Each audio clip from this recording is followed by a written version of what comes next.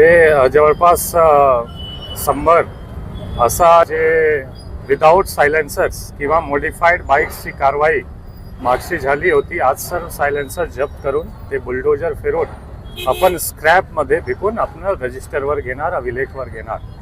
पण हा एक सिम्बॉलिक मेसेज पण आहे की नांदेडमध्ये जे एक समस्या दिसतो प्रत्येक सण उत्सवमध्ये किंवा इन जनरल डेली पण, की फटफट bike, without silencers bike, modified bikes हा प्रमाण वाढलेला आहे. त्यामध्ये आता नांदेड पोलीस स्ट्रॉंग भूमिका मागच्या काही काळात घेत आहे. मागची एक जयंतीमध्ये सुद्धा आम्ही 97 बाईक्स जप्त करून त्यांच्यावर कोर्ट करून बाईक सुटला अशी कारवाई केली होती. त्यांच्यावर गुन्हे दाखल केला होता. फक्त फाईन देऊन आम्ही बाईक सोडणार नाही, त्यांच्यावर गुन्हे दाखल करून तुम्हाला कोर्ट करून बाईक सोडवावे लागेल.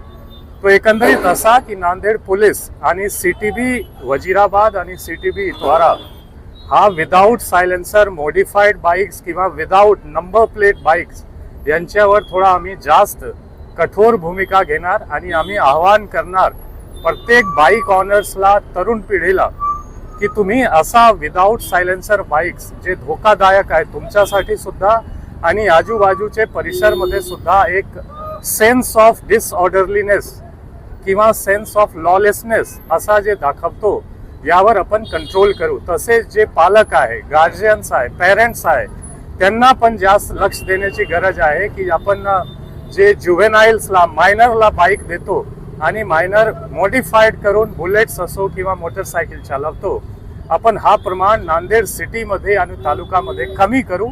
त्यासाठी आता नांदेड पोलीसची आणि CTBची ट्रॅफिक ब्रांचची हा मोहीम आहे.